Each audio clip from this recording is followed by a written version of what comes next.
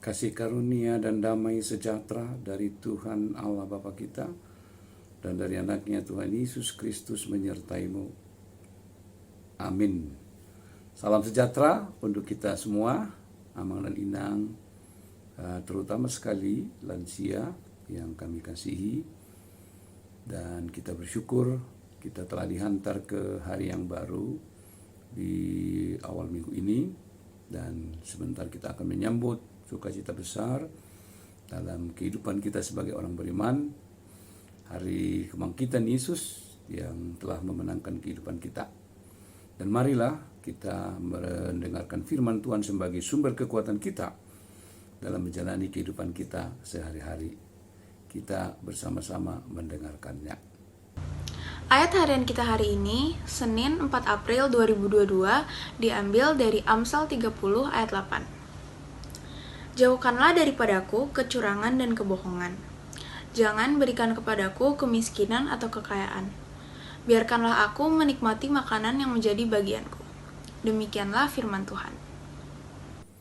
Saudaraku dalam Kristus Yesus Tuhan kita, Kitab Amsal tentu bagi kita orang-orang Kristen, bagi kita yang telah mengakrabi hikmat Tuhan di dalam menuntun kehidupan kita, sesuatu yang sangat penting, sesuatu yang sangat mendasar dalam membangun kehidupan kita, terutama membentuk karakter, membentuk sikap Kristiani kita, sehingga kita dapat melakoni, menjalani hidup, bahkan kita dapat menghadapi berbagai problematika yang kita hadapi di tengah-tengah kehidupan, berbagai persoalan, berbagai pergumulan yang seringkali memperhadapkan kita untuk mengambil keputusan yang sangat penting dalam kehidupan kita. Tentu firman Tuhan, terutama kita hikmat, memberi kepada kita landasan, memberi kepada kita dasar yang kokoh, bagaimana kita dapat menjalani seluruh kehidupan kita dengan tetap hidup bersandar kepada Tuhan. Di tengah-tengah kehidupan kita, tentu banyak sekali hal-hal yang tidak kita inginkan terjadi. Banyak sekali masalah-masalah yang dihadapi oleh umat manusia, terutama kita orang-orang Kristen, di mana kita menghadapi begitu banyak persoalan-persoalan sosial, masalah-masalah di tengah-tengah masyarakat yang mengakibatkan terjadinya akibat-akibat yang dapat merugikan banyak orang. Dalam dataran atau dalam tingkat, dalam level kehidupan bermasyarakat, tentu setiap hari kita mungkin saja mendengar berita-berita tentang tindakan kecurangan dan kebohongan dalam kehidupan, apakah itu aspek ekonomi, masyarakat, kehidupan beragama, kehidupan bernegara dan politik, dan mungkin saja dalam kehidupan bergereja. Tentu tidak seorang pun menginginkan praktik seperti ini terjadi di tengah-tengah kehidupan kita. Karena orang yang dicurangi dan orang yang dibohongi tentu adalah korban yang paling dapat merasakan apa dampak dari setiap tindakan yang tidak baik yang dilakukan oleh orang lain terhadap mereka.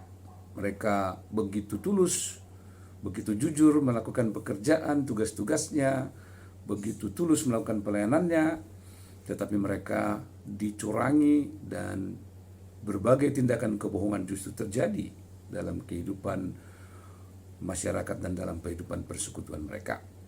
Ini adalah sesuatu yang sangat menimbulkan dampak yang besar dalam kehidupan masyarakat. Ketika kecurangan dan kebodohan diulang-ulang, terstruktur, menjadi bagian sadar manusia, tentu kita sangat sulit berharap bahwa keadaan dapat dirubah.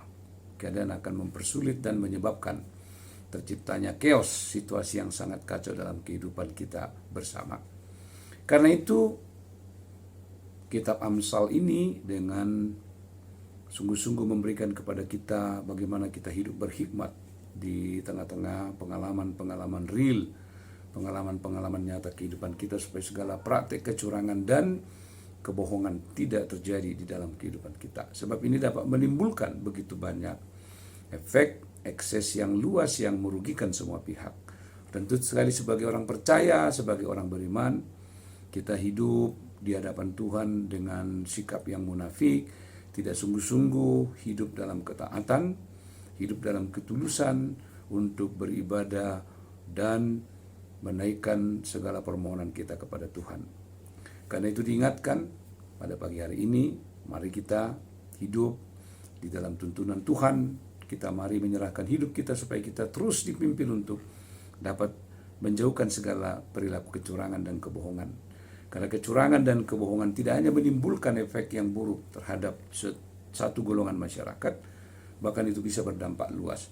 Bahkan itu bisa berdampak global dalam kehidupan ekonomi, kehidupan politik antar bangsa dan lain-lain.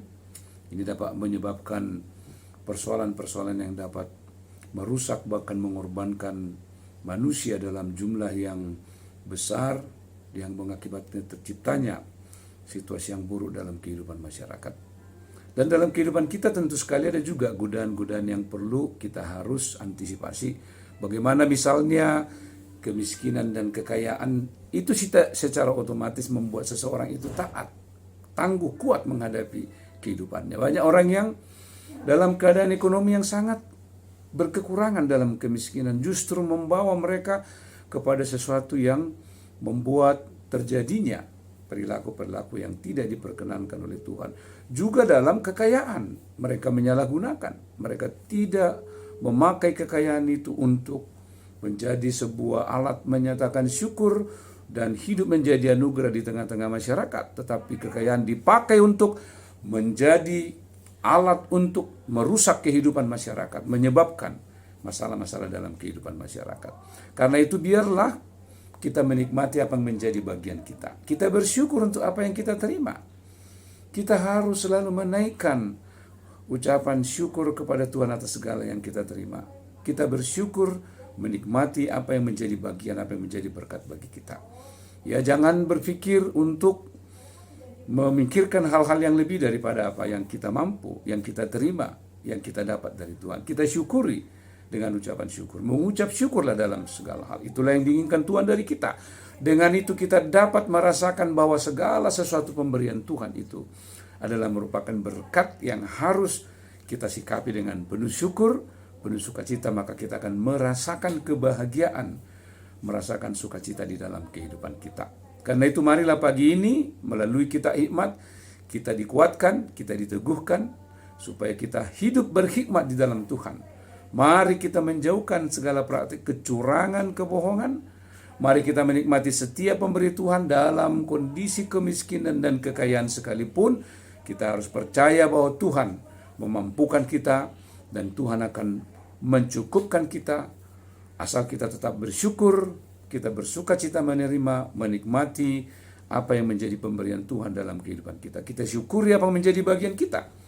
Maka hidup kita akan melimpah dengan sukacita, kebahagiaan yang penuh dengan damai sejahtera. Kiranya hati kita selalu terbuka kepada Tuhan. Mari kita menjauhkan segala kecurangan dan kebohongan dalam hidup kita.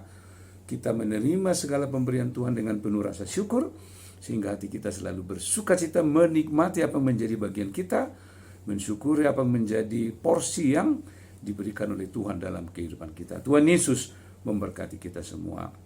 Amin. Marilah kita berdoa. Ya Allah Bapa di sorga, kami bersyukur untuk sukacita pagi ini, untuk firman Tuhan yang begitu meneguhkan hati, begitu menyejukkan, begitu menguatkan kami. Biarlah dengan tuntunan-Mu kami menjauhkan segala perilaku kecurangan dan kebohongan, dan kami bersyukur untuk segala pemberian Tuhan dalam hidup kami, sehingga kemiskinan dan kekayaan bukan menjadi alat untuk melakukan tindakan-tindakan yang tidak berkenan kepada Tuhan. Terima kasih Tuhan, ajar kami untuk selalu bersyukur, menaikkan segala sukacita dalam segala pemberian-Mu dalam hidup kami. Biarlah Tuhan menolong, memimpin, menjaga kami sepanjang hari ini dalam melakukan seluruh tugas-tugas dan pekerjaan kami. Dalam Kristus Yesus kami berdoa dan bersyukur. Amin. Anugerah Tuhan kita Yesus Kristus, kasih setia Allah Bapa, dan persekutuan dengan Roh Kudus menyertai-Mu hari ini sampai selama-lamanya. Amin.